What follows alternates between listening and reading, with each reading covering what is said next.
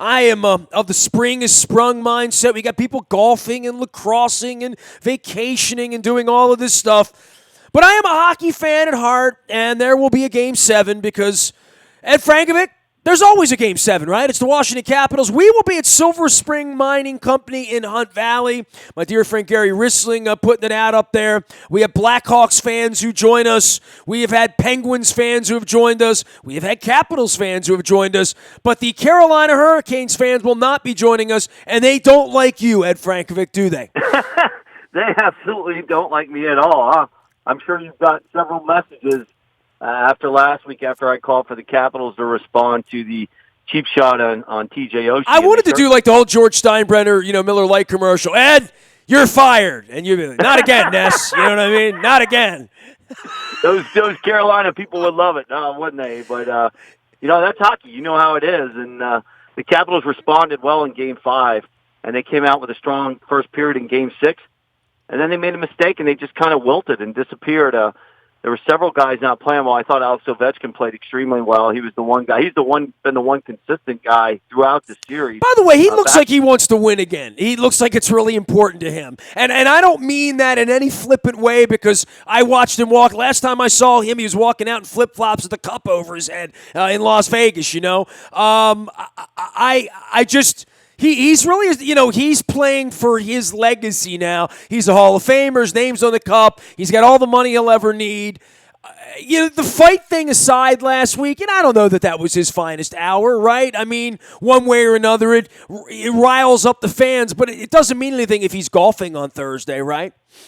No, and he's brought it every game, and in the fight thing, I'm not sure what that kid was doing. You talk to people around the game, and they're like, he was just stupid, that kid. What's he doing? Why is he poking the bear? Why is he doing that? And I know Ovechkin felt bad about it, and it seemed like the Caps let down after that. But he seems to be the one. Ovi seems to be the one guy that's going. And Backstrom was up until last night, not Backstrom's best game. But how many times have you and I talked radio, and we've talked about the one guy that's the enigma that when he goes, the Caps go, and Evgeny Kuznetsov he was checked out in Game 6. He just was not involved.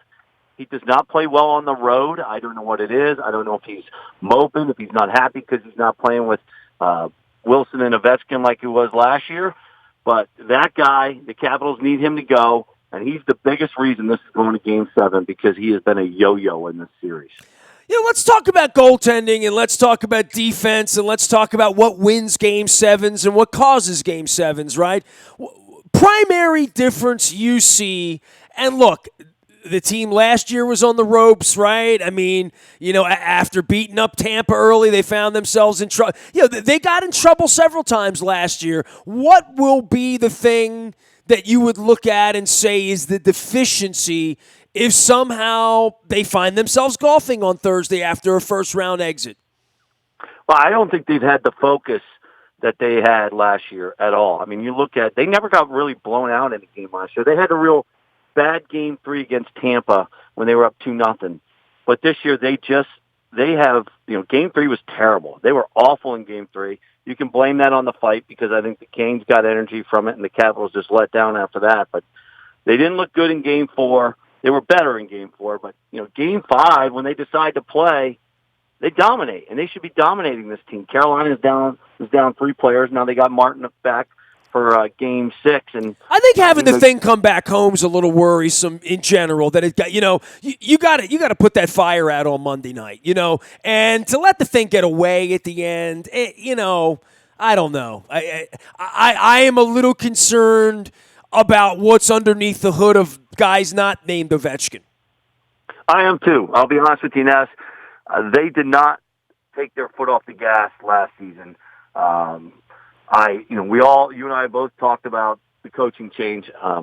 I think last year they had an amazing staff. By the way, it's so easy for me, and you and I have done, 4 segments this year. I have not gone on the air. I have not blasted Leones' family for this. I would blast them for not bringing the Stanley Cup to Baltimore because they lied to me, and that forced me to lie to my audience. And I just thought it was disrespectful after 40 years to not bring the Stanley Cup to Baltimore, and they didn't. And I think that sucks. I think that's garbage. I mean, I do. And that's how I feel about it as a Baltimore fan who has driven in my car for 40 years down there. The only Capitals games I've ever seen here were a couple of exhibition games that didn't go so well, and now they've quit on Baltimore. So that's how I really feel, but I've stayed away from it in a personal, like they fired Barry and I've known Barry 40 years, because that was really about money and about honor and about ego and about humility and about a lot of things, right? And about opportunity and about Barry Trotz not being a wealthy guy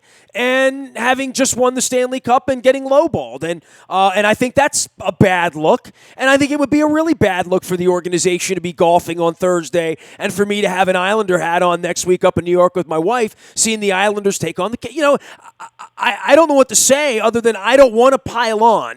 I haven't been on the radio, I haven't been on the internet saying what's really been on my mind since last summer because, quite frankly, the city's burning down and I got bigger fish to fry than catfighting with the Capitals people because they didn't bring the Stanley Cup to Baltimore because they don't think it's a big deal, but I do. And my opinion's all that matters for me in regard to whether I'm going to give 100 hours of my winter to hockey and drive down to D.C. and be involved with a team that isn't involved with my town, when they said they were. So, and when they won, they've run abandonment. So, but the Trotz thing, from a tactical standpoint, and this is the first time we've brought it up, you have just opened Pandora's box.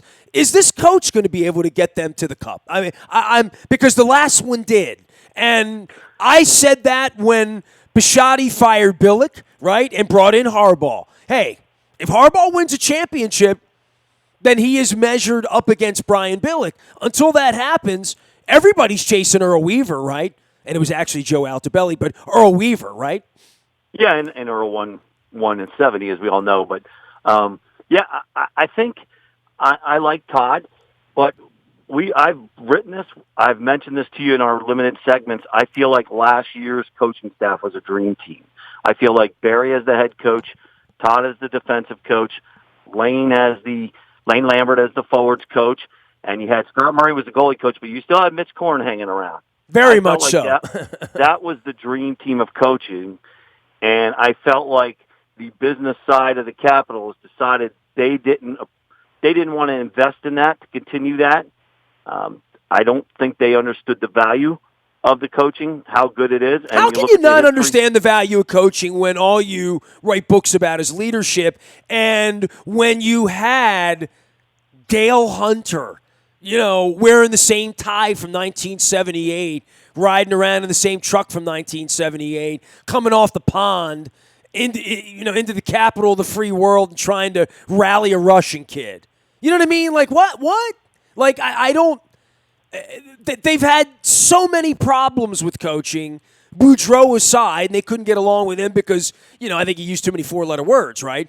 Well, I think Bruce is not stable, okay? Bruce is not... I think Bruce is a good coach, and he has good strategies, but I think Bruce gets a little too high and low, and you need a coach with stability. I actually like Dale Hunter. I thought he was a good coach, but it just wasn't the right fit for him because he's making too much money in London. Again, I go back to the money. I mean, Dale Hunter was making $6 million a year in London, Ontario, coaching the London Knights and running the London Knights. And the Capitals have always been lowballed on their coaches. I mean, Adam Oates, they paid. The only reason Bruce got the job was because they weren't going to pay for a coach. And you have to pay for coaching if you want to win championships. And I just think they made a huge mistake. I think they were worried about Todd leaving because they really like Todd, him leaving and going somewhere else. And they decided they felt like, well, keeping Barry 5 more years in hockey because you know how coaches overturn. They just weren't willing to. By the way, we're going to have you and I are going to do more radio next week if it's Trotz against the Caps, and I'm going to bear down a little bit, right? And I'm going to bear down on who's winning the coaching battle because I would think this would be like Rocky 2, right? Like seriously, like if Trotz gets 7 nights to beat the team that he won the cup with. And it's not even a fair fight, right? Like the Caps have far better players, far better talent, but the Islanders are a better team, and they are peaking differently right now. This would This would really stop my traffic if the Caps and the Islanders get together to really sit and watch these hockey games to see whether I'm being unfair to the Leonsis family, right? By saying, how do you let that guy get away? Because, the Caps might win in 5. They may, look, they're good enough, right? They are the $6 million man. They're built for this, much more so than the lowly Islanders who lost their best player, lost their Ovechkin, and still are sitting up with their feet up right now, having morning skates and sipping tea and getting infusions and awaiting whether it's Ovechkin or not, right? Well, and the Capitals, they may not even get there if they don't get their act together and play like they did in Game 5. And right now, Rod Brind'Amour is winning the coaching battle. And well, that's why I'm bringing this up, because I haven't been a jerk. I haven't piled on. I don't talk hockey a lot. I don't talk hockey at all. I only really talk hockey with you. I haven't done a hockey segment here in 8 months. And nobody's complaining that I'm not doing hockey, but hockey people are asking me, what do you think of this? Why aren't you watching the game? I'm doing Baltimore Positive. I only have so many hours in a day. You know what I mean? And I've given the Capitals a lot of hours of my life over the last 50 years of my life, literally, right? So that's the Tony Robbins in me, is I'm going to put my energy where it feels like my energy wants to flow. And my energy is going to flow up to Barclays Center next week, with or without Ovechkin, with or without Ted Leonsis, with or without I'll have my Skipjacks jersey on either way. But we're going to go to a game and honor Barry for all that he's meant to me, and he's playing in the second round. If the Caps are there, great. I hope they are. I really do. I want them to win. We're going to be out at Silver Spring Mining Company at Hunt Valley on Wednesday night. It's Game 7, and I love Gary Richling. I've known Gary since he wore the Penguins colors, but the skipjack sweater here in Baltimore back in 1984-85. Somebody said to me about Gary Richling, how many games did he play in the NHL? And somebody else at the conversation didn't know. They knew he was a skipjack, but they didn't know he played in the NHL. And, Gary's really humble about all that. He's Canadian, and he's been here forever with these great restaurants that he's had that we've done some hockey events in. I know you've been up and joined us in years past for Rangers and Canadians and various series of days of yore. But it really is different, and you're a horse racing fan, and maybe, Eddie, this is where the conversation can stretch out a little, because I was down at Laurel last week, and, they've sponsored us in recent times, and they're going through some transition, and they've got the Derby thing next week. For anyone who's a horse racing fan, it was always from Seattle Slew and Affirmed and Aladar and a Spectacular Bid and all of that stuff. You've been on my bus trips. It was who's going to win the Triple Crown, and how's it going to change things once that happens, right? And it took 35 years for it to happen. It happens. American Pharoah, Baffert. And what's changed is, it was fun. It was a good time. And then what happens after that? And the same thing would be said, what happens after the Ravens win? Well, the stadium's empty now. There's a honeymoon on everything. And the Caps, we've all chased this holy grail. You and Ted Starkey, more than I. I have a neighbor that's been a season ticket holder since 73, who rode on the bus with the cup and the parade and did all that stuff. But what happens after you win, right? What happens then to your brand, to your team, to your fan base? And I've seen what it's done down in Tampa. I was down there for that. I see this chase that the poor Toronto Maple Leafs fans are going through, and I know what that feels like. I'm a Caps fan, right? So winning and what it felt like in Las Vegas last year, how they're handling themselves in the aftermath of this is fascinating to me, right? A year later, to say what would happen if they're golfing on Friday, you can never say same old Caps, right? You can't hang that on them, because we did have a parade. But there is something about defending it that's really, really difficult, man. And Ovechkin is feeling the weight of that going into Game 7. And I think you beating up Kuznetsov at the beginning of this, and me beating up Leonsis because he got rid of Barry, and now Oshie's not going to be a part of it in this thing that I'll give you a little space to talk about within the framework of the series. But you and I have not talked a lot of hockey at all. And now all these months later, here we go. It's Game 7 again. And Billick always says this, and I used this week.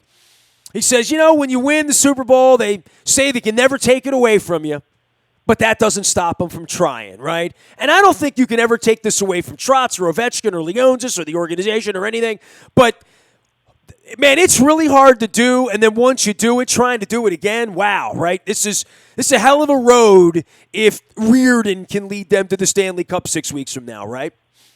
Yeah, I mean, and we saw with the Ravens, they switched quarterbacks. They brought in Jamal Lewis. I mean, Jamal Lewis gets hurt. Leon Searcy gets hurt, and because they knew they had some deficiencies on offense when they won that trophy. And you talk about controversy, Elvis Gerback, right? I mean, that is the Barry Trotz of this era.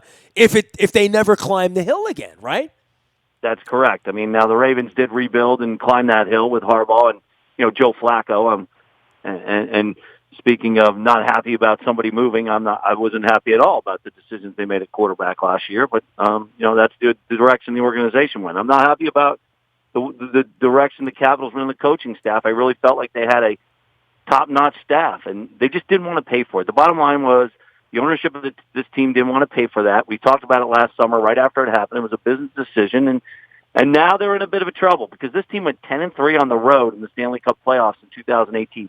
They are 0-3 on the road this year. And Todd has certainly proven, this staff has certainly proven at home, they are able to take advantage of the matchups from a tactical standpoint and beat teams. And that's the thing they have going for them on Wednesday. But overall, I mean, to see a guy like Kuznetsov just really not have his heart in it. I mean, he was terrible on Monday night. And they get a power play, and he tries to do it all himself. And I don't know what's going on, if there's a feud between him and Ovechkin. I don't know, because Ovi is certainly putting everything he's got into this. He has been dynamite. He and Backstrom are the reason this is 3-3. I feel like Kuznetsov is not playing well, and that's carried over to Jacob Verano, who's on his line. Losing Oshie certainly hurt a lot. But you know what? Carolina had 3 guys out for most of the series. Injuries, you can't use injuries as an excuse. I know they weren't happy with the waved-off goal, but I didn't like the way the team reacted after that. And at that point, Todd needed to be calmer about it. Todd needed to be calm and say, okay, no problem. A ruling's a ruling. Let's just keep doing what we just did right there, going to the net. Let's keep the pressure on. We will get one. They didn't. They panicked. And 2 shifts later, Justin Williams tips one in and makes it 4-2, and the game's over. I just didn't Justin Williams, imagine the way that. they're handling certain situations. Ed Frankovic is here. We are talking Game 7. We will be at Silver Spring Mining Company in Hunt Valley. Come on out. I have taken a vow, Ed, to try everything on the menu. I love the chicken tenders. They're some of my favorite chicken tenders anywhere, but I didn't get them for Game 5. I'm trying to, try new things. It's part of being 50. You understand. You're old like me, right? So I'm 54. And, and by the way, Gary Rissling's a fantastic guy. I mean, I've been up his way back, several times. He's been in this area forever. Has been very involved in Towson hockey, or at least was, and just a super guy involved with the Caps alumni. Get out there and support him. He's just a super guy. Well, and this all goes back to community and Skipjacks and my love of hockey and Barry Trotz and Ted Leontis and the Caps and the corridor and what Baltimore means to their fan base, if anything at all. Certainly in the aftermath of the Stanley Cup, I'm not feeling the love. But the TJ Oshie injury and what that would represent if they're golfing on Thursday, I think that would also be right up there with Kuznetsov and other parts of the storyline, the Ovechkin punch, right? Brindamore's reaction to that, what a hellhole that place is to play down in Raleigh, and I've told people that for years. But by the way, Ed, while I'm on it, I went to Game 1 of the Stanley Cup Finals in Raleigh when they played Calgary, when your buddy was running the Flames. It's the loudest single building I've ever been in. I mean, wow, maybe the Kingdome, okay? I was in the Kingdome for Mariners, Orioles, in whatever, 96, 97, 96, 97. One of those. It all bleeds together now. 97 we played. It was 97, because 96 it was Cleveland with the Alomar home run, so it was 97. Yep. And I remember Elrod Hendricks saying to me that day, he said, "You've never been here, but it is the loudest place you're at." He said, "If you feel like you're on a runway," he said, "You feel like you're like a jet's taking off." That's the way he explained it. And the King Dome was like that because it was concrete. And Sid Fernandez found that out when the roof was falling in when he was out there. Seriously, he was out stretching, That's and right. the concrete chunks were falling down. So good thing that they got rid of that up at the Pacific Northwest just in time for our Ravens trip up there in October. But the noise and the volume in that Raleigh building, I don't know what it is about that place. And I saw a playoff game there before that, maybe back in the 90s, I flew down there for a game. My cousin lives in Raleigh, so I've been to a couple of playoff games. I saw Springsteen. Oh, man. I saw Springsteen do a stolen car there one night. Oh, my God. Incredible. Probably 2001 or thereabouts. But either way, that building's loud, so it's more intimidating than maybe you think going down into the eye of the hurricane. I don't know what the Caps are going to bring for Game 7, and I know that the experience level of all of these guys, the Capitals don't have bedwetters here. They have guys who won a Stanley Cup. I would like to think that they're going to survive this thing on Wednesday night, but Oshie's not there. You know what I'm saying? And that's a big part of this, too, for them. Yeah, I mean, he's a leader, and they stepped up in Game 5 and won it for him. And Devontae Smith-Pelly coming back up certainly was a factor, but they and it's interesting you say that about Raleigh, Ness, because when the Capitals go in there in the regular season, the place is half filled. Oh, yeah. Right? They've struggled to draw fans, but in the playoffs, it's a totally different dynamic. So they've gone into a building they're just not used to, and if it's that loud, then obviously it's a factor. And Reardon hasn't been able to get his matchups there, and not been able to get away from some matchups, and that's where maybe the inexperience is not there. Although he's got a lot of experience at the NHL level with Pittsburgh and coaching under Trotz, and he's credited Trotz, learned a lot from him. I don't hold any ill will against Todd. This came from the top. But again, you had a staff of him, Lane, and Barry, and now you've got Todd as the coach. How about this, dude? Can we say this? They let, if not the best coach in the sport, right? Because we can make this argument in baseball about whether it's Madden or Socha or this genius or that genius or LaRusse or whatever. But when you have a genius, and we thought Buck was one for a little while around here, right? But when you have one of those guys, that it should account for something in that sport. When you have Scotty Bowman, look, the money they're paying, in Toronto. I said to my wife, I'm like, that guy's making $8 million a year. She's like, who? I'm like, him. She's like, what? I'm like, it's Toronto. And she's like, boy, he's losing Game 6 at home. I'm like, yeah, that's not good. Mike Babcock. Yeah, right? I mean, this has been a tough money week from Detroit. A lot is expected when you're up on that level, John Gruden, right? And for any of the geniuses out there, Sean Payton, right? When you're making the money, the expectation is there. In the case of Trotz, they said to a historically great coach, really, over 20 years. Trotz doing it all those years in Nashville and surviving it all and being humble about it and finally taking a gig and finally winning a cup and finally having players he can win a cup with. And then to say, we don't need that guy anymore. We'll do it without you. I don't care what the price tag is, what the sport is, what the business is. When you lose that sort of ideology and say, we're just going to replace that, I don't know. I mean, that you're going to tell me that the Patriots are just going to plug and play for Belichick? Really? Yeah, exactly. And Steve Bisciotti thought differently of that when it was time to get rid of Harbaugh 3 months ago, didn't he? He sure did. And and then you look at Nashville; they went out again in the first round, and they haven't. They got to the final the 1 year with Laviolette. I think it was his second or third year there, but. You don't think David Poile doesn't regret a little bit getting rid of Barry Trotz? Look at what he's done in the island. He gets guys to bond together and work together, and the Capitals never did that. The closest they came to playing as a team was probably that year under Hunter because they didn't play as a team under Boudreau. Adam Oates was a complete disaster. Barry came in here, changed the culture, and got this team to work together, and I'm starting to see fragments of it. When I see a quote from Braden Holtby after Game 6 that said, we had some guys not going, and this is an elimination game. This is a chance to put your foot on a team and knock them out in the playoffs. When I see Braden Holtby saying that to the media, there's something going on there. There's a story there. If they lose, it's going to be uncovered. There's something going on when your goalie, one of your leaders of your team, says, we had guys that didn't show up for Game 6. That is a concern. That's what concerns me going into Game 7. If there are players on that team that don't care, then why should the fans care? They got the cup. Like you said, what happens in the aftermath? Kuznetsov's getting paid a lot of money. Why is he not playing hard? Why it seems like he's moping, and that's on the coaching staff and the leadership of the team to rein him back in. And I think Ovechkin's doing everything he can to get these guys to win. He's given everything he's got, and there's some guys just not bringing it right now. You expect them to make it to the island? Do I? Boy, I think it's a coin flip right now. I expect them to win. They're at home. They're expected to win. Yeah, Starkey's a guy who usually has a pretty good pulse. He called the Game 5 blowout. He said, they're ticked off about the Oshie thing. He thinks they're going to win, but he doesn't like at all what's happening, and he thinks they've taken a lot out of them. They may beat Carolina.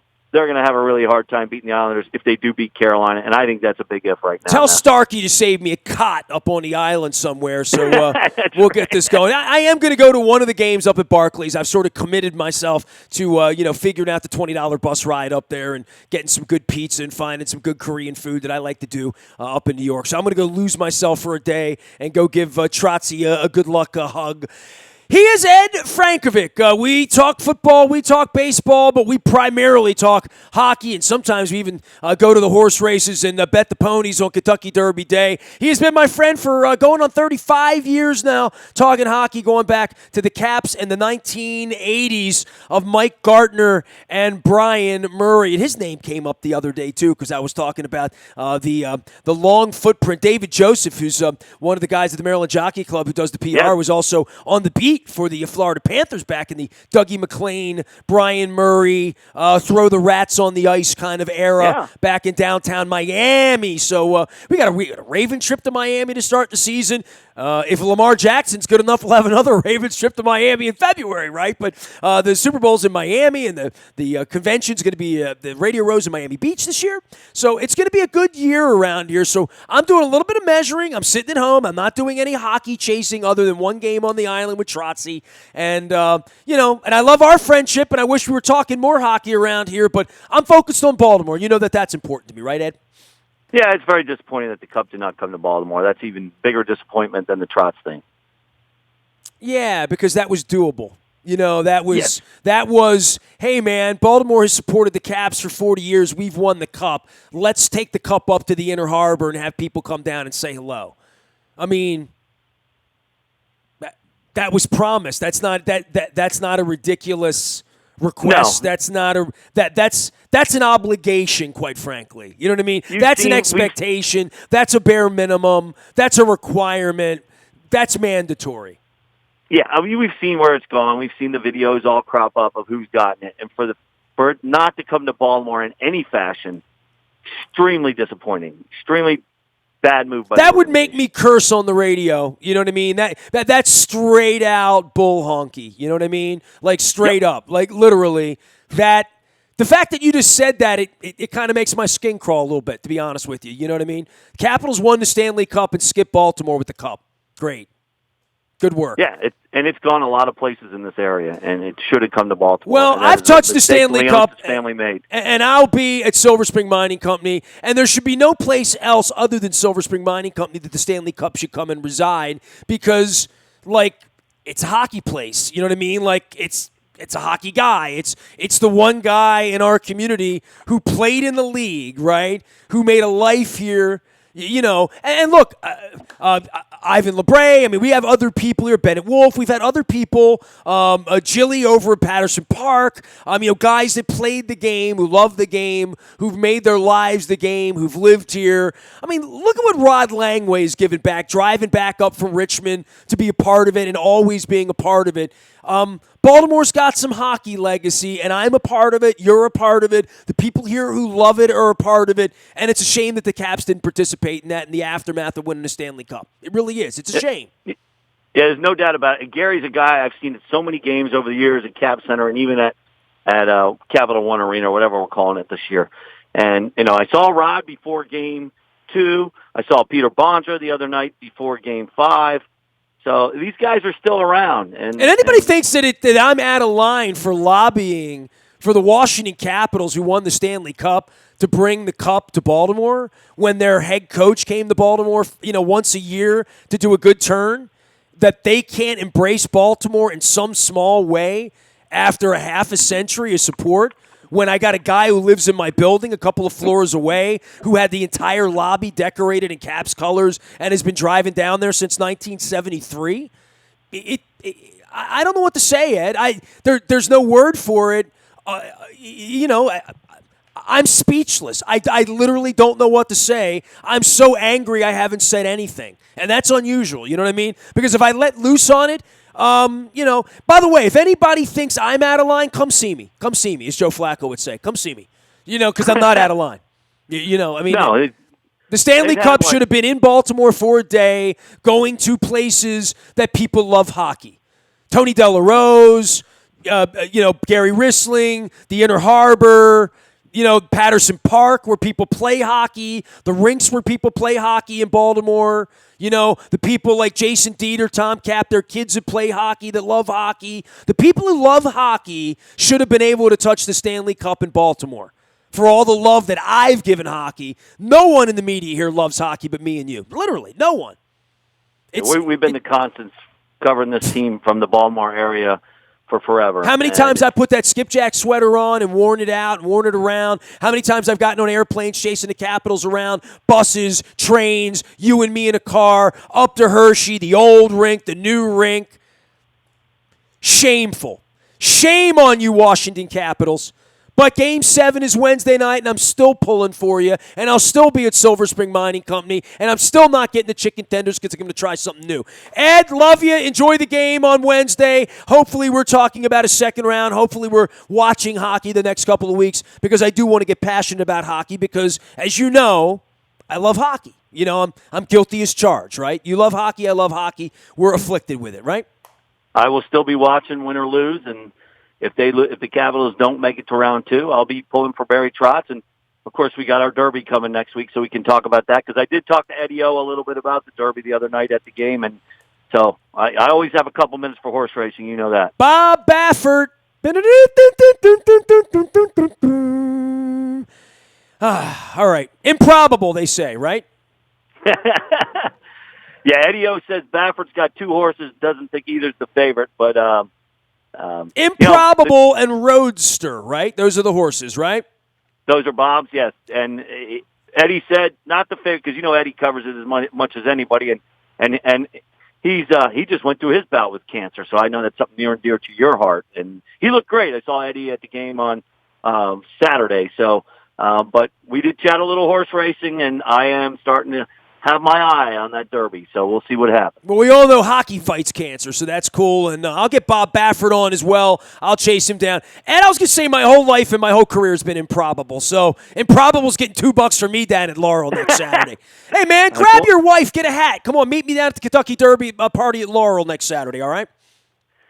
It all depends. My 7-year-old you kids, man. is playing in a hockey tournament in Prince William, Virginia, but depending on the times, we'll see if we can make it. Prince William. My life is youth hockey these days. Sounds royal. See you soon, bud.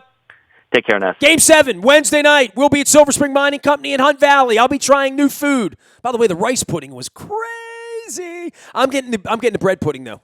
That was second choice. So I'm already. My dude was pointing at the chocolate. It was like a chocolate peanut butter thing, and I'm like, can't do chocolate peanut butter. It's third period. It's 10 o'clock. Got to get that at 8 o'clock. Watching my diet, my figure. My wife's trying to run half marathons. I can't be getting fat. That's why I go to Planet Fitness. $5 down, $10 a month, and always sponsoring our morning newspaper. Planet Fitness and the Maryland Jockey Club sponsor that. Oh, and don't forget, the buyatoyota.com audio vault there 24 hours a day from anywhere in the world. On your mobile device, download, podcast, listen to what you want, when you want, from where you want. We got you covered on the NFL draft. We got you covered now for some hockey debate. And feel free to throw me an email if you disagree. Nasty@WNST.net. Anybody that disagrees that the Stanley Cup should have come to Baltimore after the Washington Capitals won, they haven't been listening to the show the last 30 years. I am Nestor. We are WNST.net, AM 1570 at WNST Towson, Baltimore. And we never stop talking Baltimore sports.